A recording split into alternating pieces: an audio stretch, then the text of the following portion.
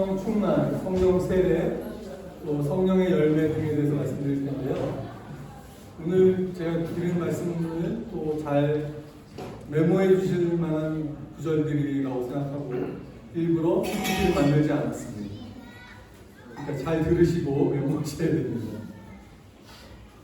정말 이렇게 요약 정리한 말씀드리니까 한번 이렇게 잘 정리한다는 마음으로 기록해 놓으셔도 좋을 구절들을 뽑았으니 그렇게 잘 정리하실 수 있기를 바랍니다. 한번 기도하고 말씀드리겠습니다.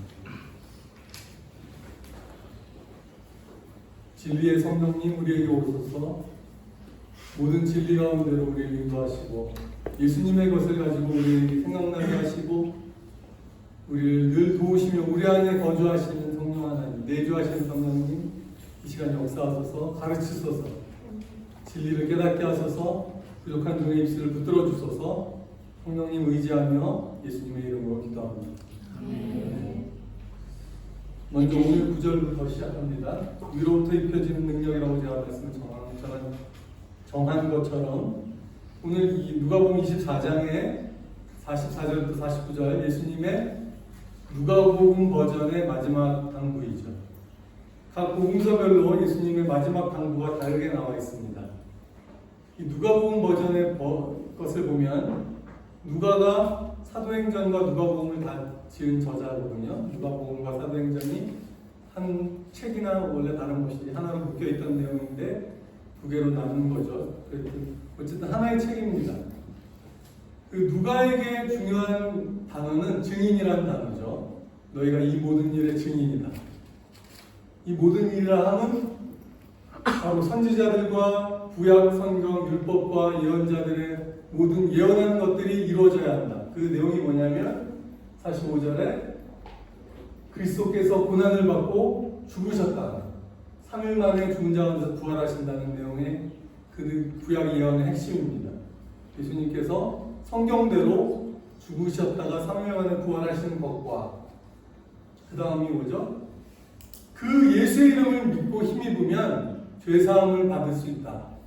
그 죄사함을 받으려면 회개해야 된다. 회개는 우리에게 잘못된 과거를 뉘우치고 돌이켜 새 삶을 사는 것을 말하죠.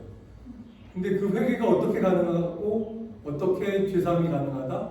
주 예수의 이름으로 회개하며 예수님 때문에 내가 용서받을 수 있다는 것을 믿고 회개하는 자들에게 죄사함을 얻게 하는 회개가 있다는 것이죠.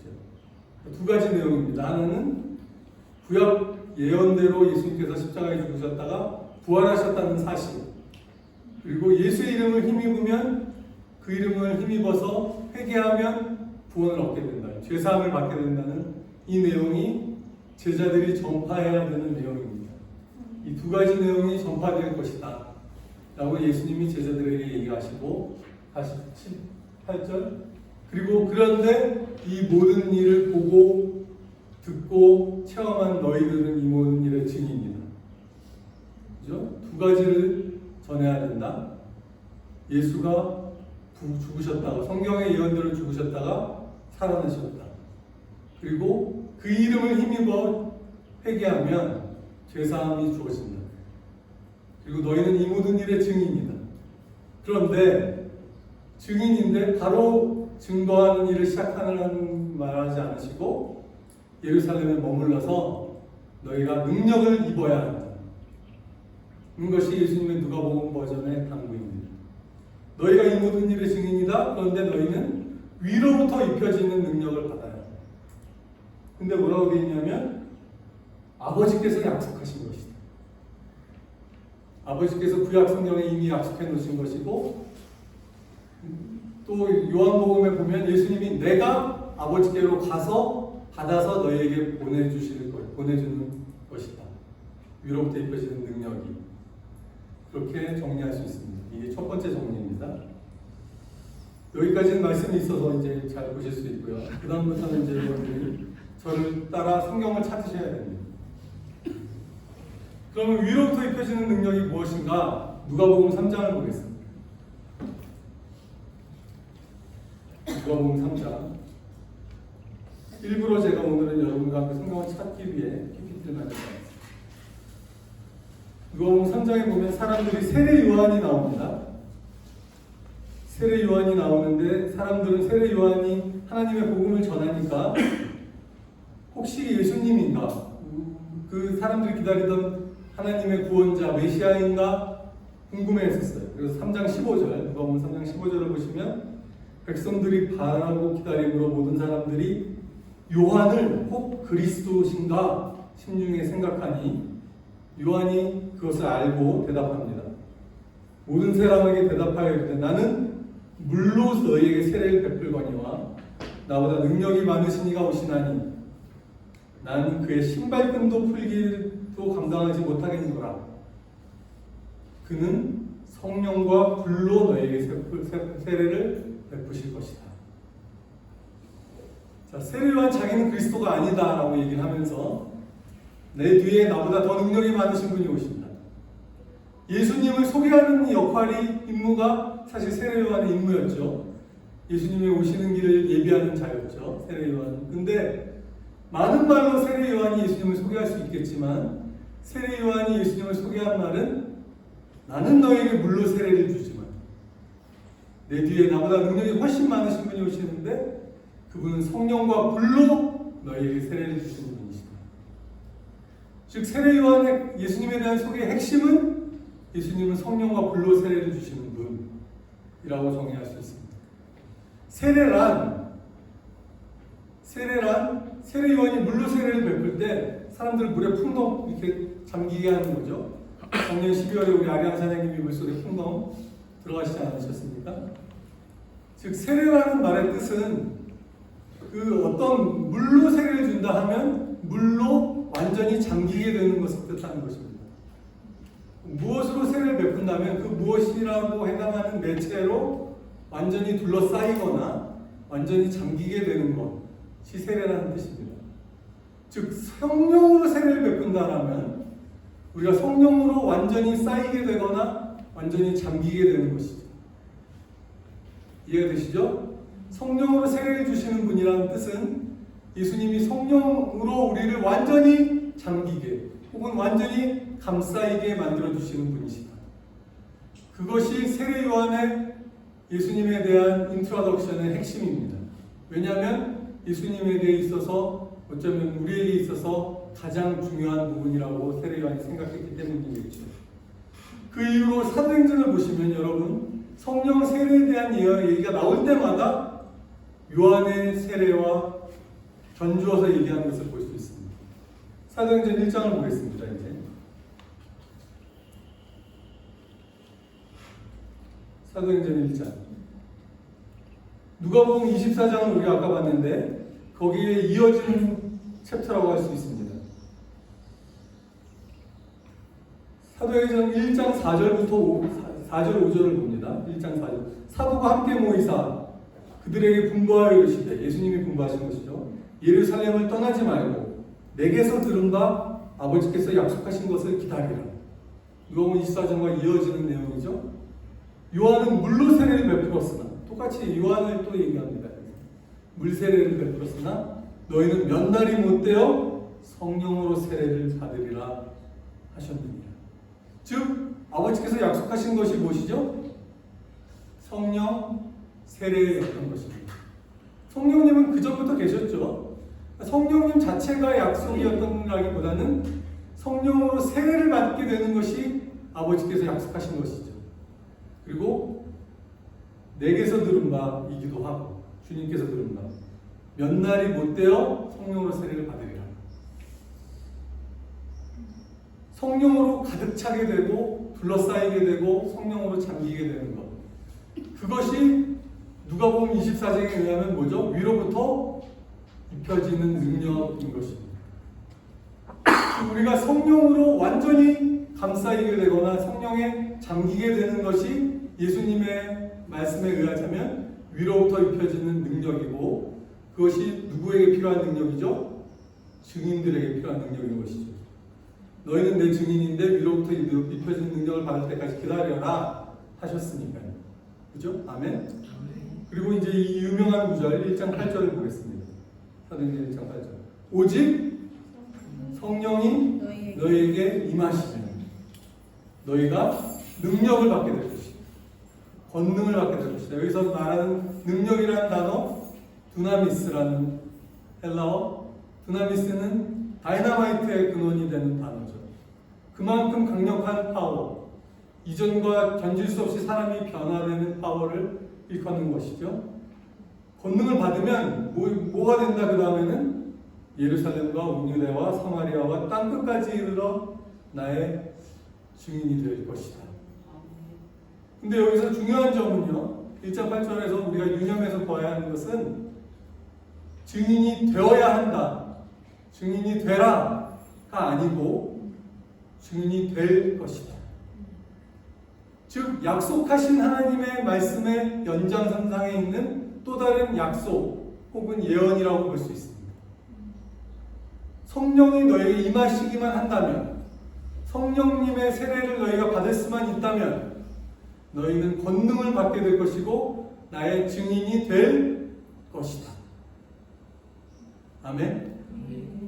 즉 우리가 예수님이 약속하신 이 성령 하나님을 충만하게 경험할 수만 있다면, 성령으로 세례를 받는다는 것이 완전히 성령으로 세츄레이션 되고 둘러싸이고 잠기게 될 수만 있다면 당연하게 하나님의 능력이 우리에게 임하시고 주님의 증인이 될 것이다 라는 것이 사도 바울이 아니라 예수님의 말씀입니다. 아멘? 아멘. 이것이 성령 세례입니다. 아주 간단하고 명쾌하죠. 성령 세례는 우리가 예수의 이름으로 하나님께 구할 때 받을 수 있는 성도들을 향한 하나님의 약속입니다. 왜냐하면 이 하나님의 약속이 오직 이 제자들에게만 주신 것이 아니라 모든 믿는 자들에게 주시는 것이라고 그 이후에 나오고 있습니다. 그 이후 어디에 나오느냐? 사도행전 3장을 보겠습니다. 굉장히 중요합니다. 여러분, 이런 것들이 정리되어 계시는 성도분들 되시기를 축원드립니다. 사도행전 3장 19절. 그러므로 너희가 회개하고, 아까 제가 말씀드렸죠. 회개하고 돌이켜 너희 죄 없이 함을 받으라. 이같이 하면 새롭게 되는 날이 주 앞으로부터 너희에게 이를 것이요, 주께서 예정하신 그리스도를 너희에게 보내주실 것이다. 자, 주께서 너희에게 예정하신 그리스도를 어떻게 우리에게 보내주십니까? 그것이 하나님의 영으로 가능한 것입니다. 사도행전 2장도 보시겠습니다. 2장. 여기 회개하면 주님을 보내주신다 라고 되어 있죠. 그리고 2장에는 어떻게 나와 있냐면, 사도행전 2장에 이것을 다 보면 좋지만 지금 시간이 없으므로 에피스만 여러분과 나눕니다. 38절.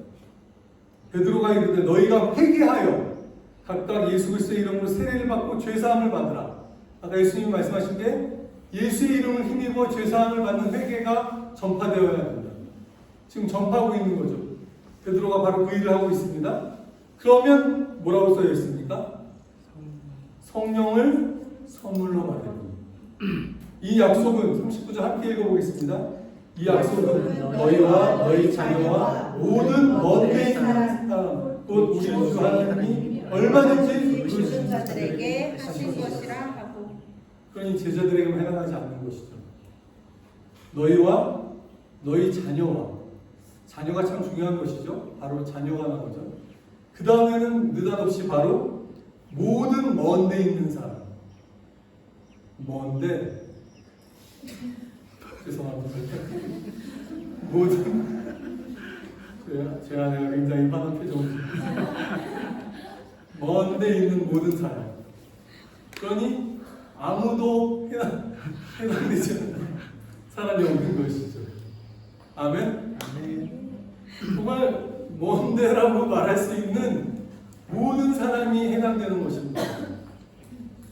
이것이 정말 복음 아닙니까?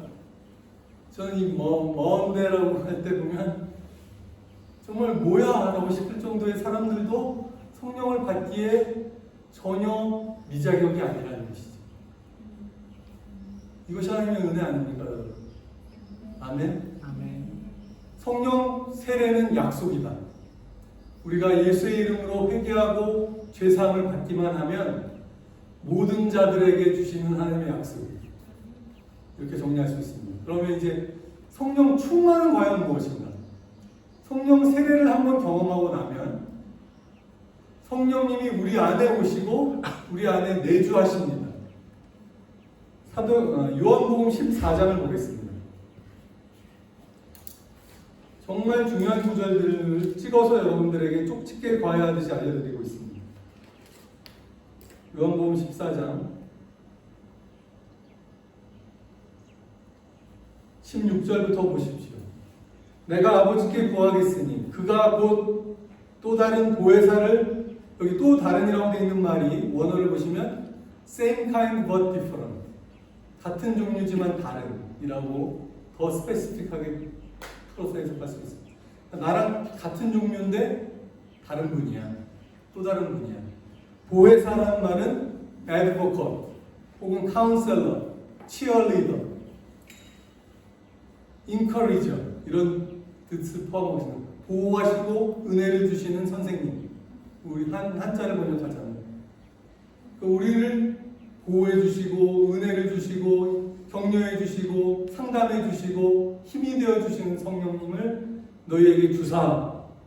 잘 보십시오. 영원토록 너희와 함께 있게 하리니 그는 진리의 영이라 세상은 능히 그를 받지 못하나니 세상은 그를 받지 못합니다.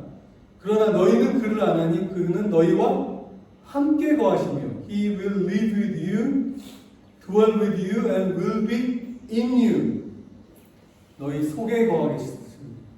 성령이 임하 오시면 떠나지 아니하십니다. 우리와 함께 영원토록 거하십니다. 우리 속에 거하십니다. 내가 너희를 고아와 같이 버려두지 아니하고 너희에게로 오리라. 그 찬양 가사가 여기서 나온 것이죠. 고아와 같이 우리를 버려두지 않으시죠.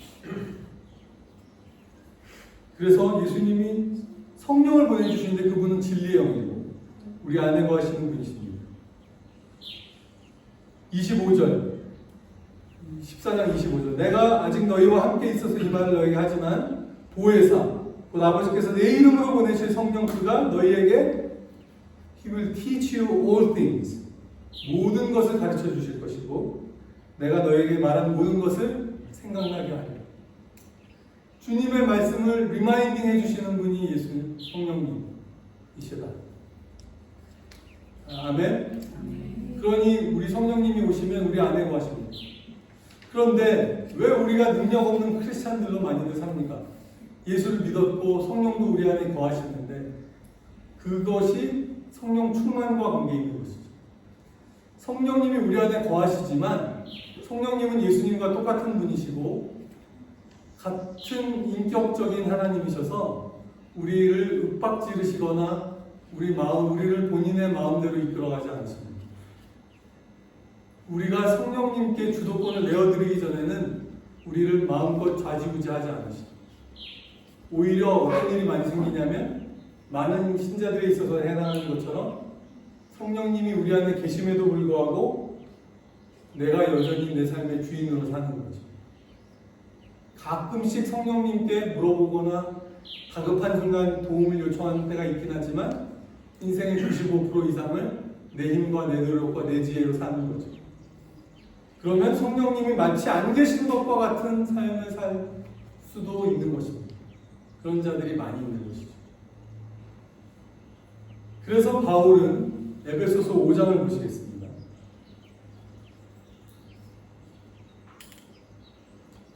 다 중요한 구절들만 보고 있습니다. 에베소서 5장 18절 술 취하지 말라 있는 방탕한 것이니 오직 성령으로 충만함을 받아라.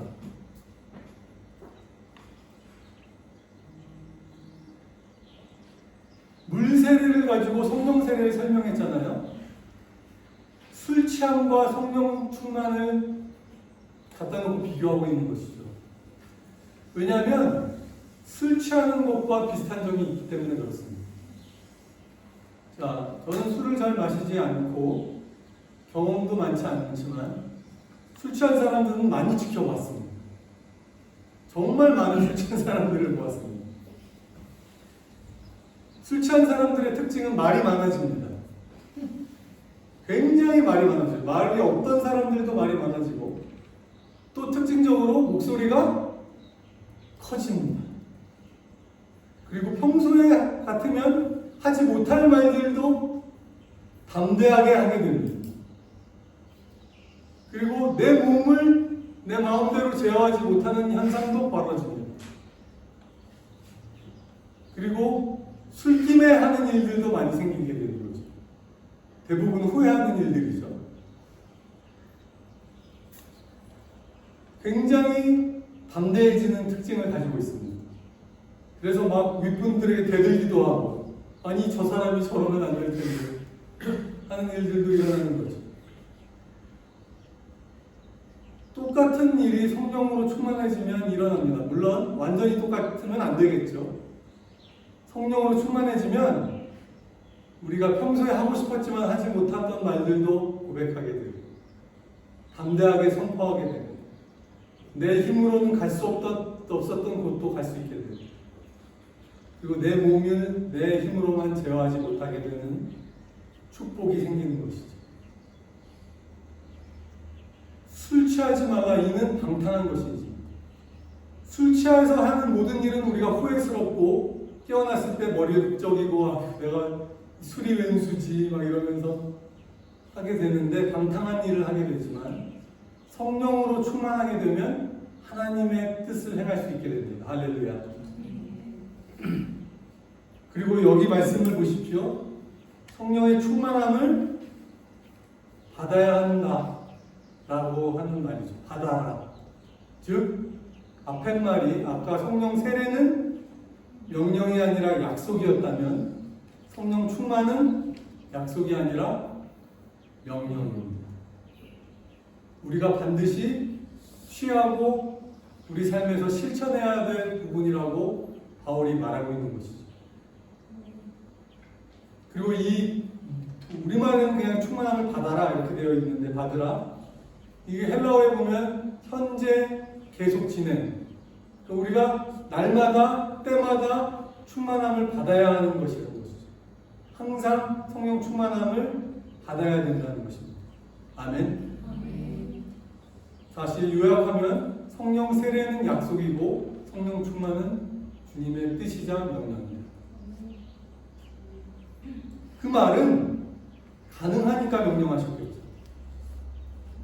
하지 못할 일을 주님이 우리에게 명령하실 수 없잖아요. 그죠?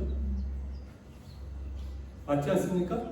논리상 주님이 우리에게 주시고자 원하시는 것이고 이루어졌으면 바라시는 것입니다. 성령 충만은 하나님의 약속이자 우리를 향한 기대와 바람입니다. 성령 충만은 명령이자 우리를 향한 기대와 바람입니다. 이렇게 정리할 수 있습니다. 아멘.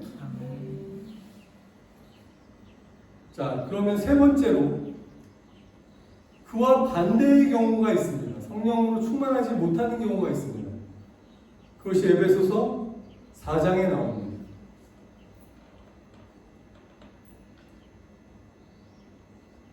4장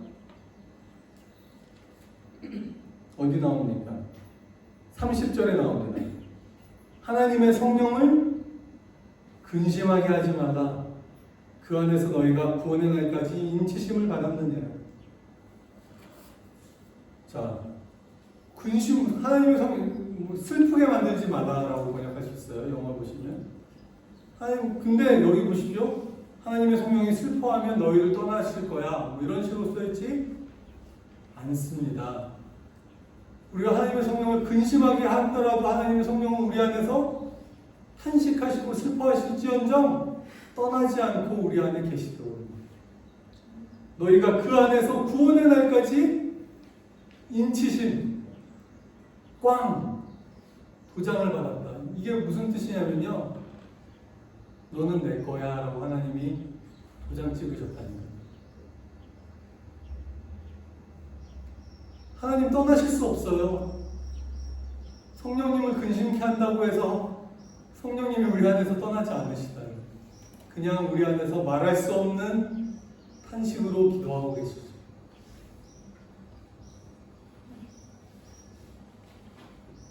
계속 기도하고 계시다.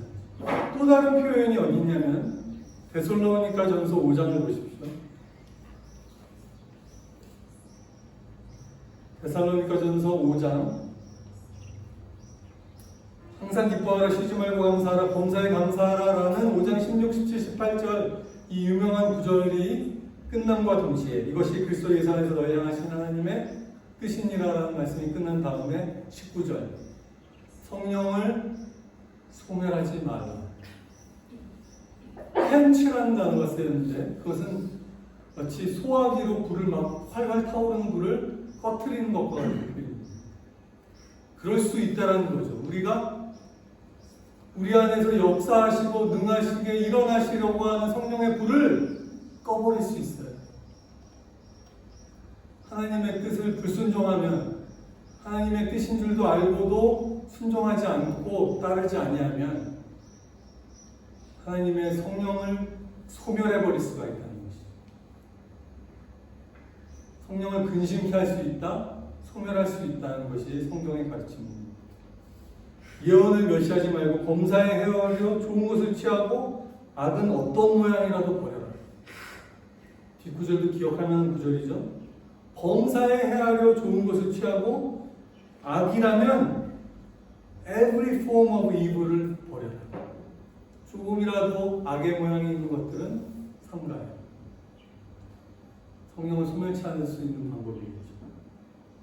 자, 그럼 마지막으로 성령의 열매에 대해서 말씀드리겠습니다. 갈라디아서 5장. 이 모든 구절들이 여러분들이 기억하실 만한 구절들입니다. 5장 16절부터 보겠습니다. 내가 이르노니 너희는 성령을 따라 행하라. 성령을 따라 행하라라는 말을 영어로 보면 walk, 걸을 때 walk by the Spirit. 이 말을 좀 묵상해 보면 walk by the Spirit이라는 말을 묵상해 보면 성령님과 보조를 맞춰서 side by side로 성령님이 원하시는 것들을 물어가며 성령님이 뜻에 내가 맞게 살고 있는지 신경 쓰며 살아가라 하는 것이 저의 해석입니다. 그래야만 육체의 욕심을 이루지 아니합니다. 육체의 욕심과 성령의 욕심이 서로 거스린다는 게 17절. 육체의 일은 분명하니 이러이러한 일들이 육체의 일이다. 뭐 별로 좋지 않은 일들이 나열되어 있고 22절부터 보겠습니다. 오직 성령의 열매는, 자, 여기서 성령의 열매가 나옵니다. 열매라는 것은 어떤 것입니까? 단기간에 맺혀지지 않는 것이죠. 지속적인 어떤 생명의 역사로 말미암아 우리 가운데 맺혀지는 것을 열매라고 할 수 있습니다. 나무가 자라야 열매가 맺잖아요. 어린 나무는 열매가 없죠. 그리고 병든 나무는 열매가 없죠. 건강해야만 열매가 생기고 어느 정도 성장해야만 열매가 생깁니다. 그래서 예수를 영접했다고 해서 바로 열매가 생기지는 않습니다. 그런데 건강한 나무라면 반드시 열매가 생기기 마련입니다. 그죠? 먼저 거기까지 말씀드리고 성령의 열매는 사희화, 오자양, 충원절. 의대생들이 잘하는 것입니다. 앞장을 따서 외우니.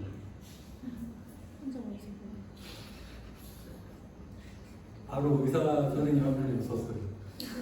사희화, 오자양, 충원절. 까먹을 일. 사랑과 희락과 화평과 오래 참음과 자비와 양선과 오자양, 충원절. 충성과 온유와 절제. 근데 이게 9가지가 아니고요. 잘 보십시오. 성령의 열매는 단수예요. 단수. The fruit of the Spirit is. 저는 이것을 어떻게 해석하냐면요. 성령의 열매는 하나인데 9가지의 다른 테이스트를 가지고 있는 열매인 거죠. 우리가 망고를 맛보면 망고의 단맛도 나고 신맛도 나고 약간 새콤하기도 하고 그런 맛들이 있잖아요.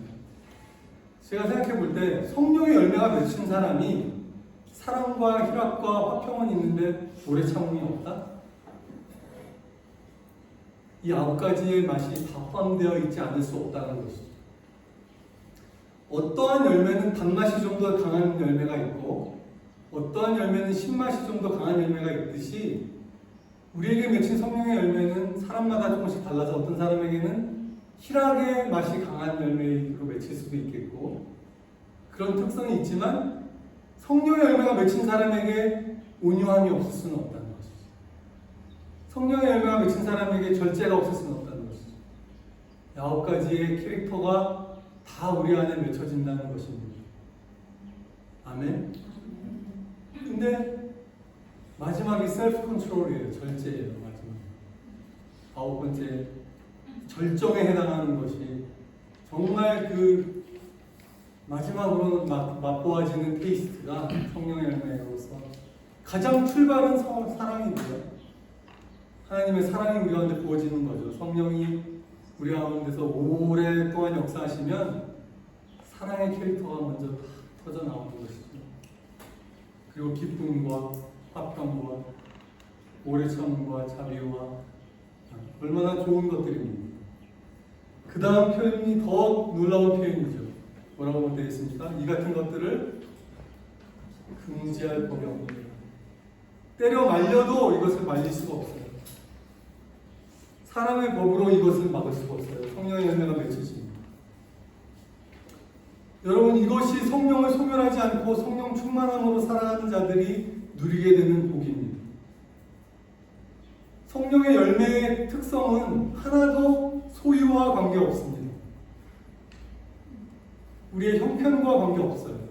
다 성품적인 내적인 인격적인 면들 우리가 환경과 관계없이 누릴 수 있는 선한 인격적인 부분이죠. 성령이 우리 가운데 역사하시면 여러분 어떠한 상황에도 흔들리지 않는 이 비결의 아름다운 성품들이 우리에게 맺혀지는 것입니다. 아멘. 우리가 성령의 은사도 이야기했고 성령님의 여러 가지 것들을 이야기했습니다. 권능을 이야기하고 증인도 이야기하고 그런데 성령으로 충만하게 되시면 이 궁극적으로 여러분의 삶에 이 아름다운 열매들이 맺혀지는 것이죠. 열매는 누구든지 맛볼 수가 있게 되어 있어요. 그 나무에 가서 따서 맛볼 수 있죠. 예수님이 마태복음 7장에 사람을 무엇으로 알 수 있다? 그 열매로 안다. 좋은 나무가 나쁜 열매를 맺는 법이 없고 나쁜 나무가 좋은 열매를 맺는 법이 없듯이 사람도 그 열매를 보면서 알 수 있다. 여러분, 이게 얼마나 무서운 말입니까?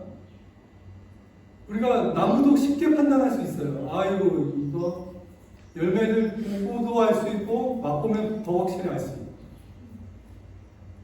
우리의 삶이 그렇게 드러나게 될 것입니다. 당장은 그 사람에게 그 사람이 진국인지 아닌지 우리 진국 형제님 여기 안 계시지만 진국인지 아닌지 알 수 없지만 곧 알게 되죠. 그 사람의 삶에서 나오는 열매를 보면서 우리가 그 사람을 평가할 수 있게 된다는 것이 예수님의 산상설교에서 아멘. 그 뒤를 보십시오. 24절. 세상 모든 정욕과 모든 욕망은 십자가의 못을 박았네. 그게 바로 이 24절에서 나온 것이죠. 그리스도 예수의 사람들은 육체와 함께 그 정욕과 탐심을 십자가에 못 박았느니라. 25절, 26절 25절이 중요한 말씀. 만일 우리가 성령으로 산다면 성령으로 또한 행할지. 한국말로는 이렇게 되어 있는데 영어로 보시면요, keep in step with the Spirit. 제가 아까 말씀드린 내용과 같습니다. 성령님과 발맞추어 걸어가는 것 같은 비유죠. 성령님이 한 발 내디디시면 나도 한 발 내딛고 발맞추어 같이 걸어가는 동행의 삶을 말하고 있습니다. 아멘. 성령님과의 동행을 시작하실 수 있기를 축원드립니다. 잘 모르신다면 기도하십시오. 성령 하나님, 내 안에 가르쳐 주십시오. 제가 오늘 예배할 때 나눠드렸지만 지혜와 계시의 영인 성령 하나님 내 삶에 오셔서 이미 와 계시죠? 다시 내 안에 다스리소서. 여러분의 다시 말씀드리지만 주도권을 성령님께 내어드려야 합니다. 어떤 사람들은 일주일에 2시간만 주도권을 성령님께 내어드립니다. 주일 예배 시간 2시간. 예배가 2시간보다 짧으면 1시간. 그리고 집에 감과 동시에 성령님을 바로 다시 창고로 들여보냅니다. 일주일 후에 내가 성령님, 여러분의 마음의 보좌에 성령님께서 앉으시고 그분과 동행하시고 보좌를 맞추시기를 축원드립니다. 기도하겠습니다.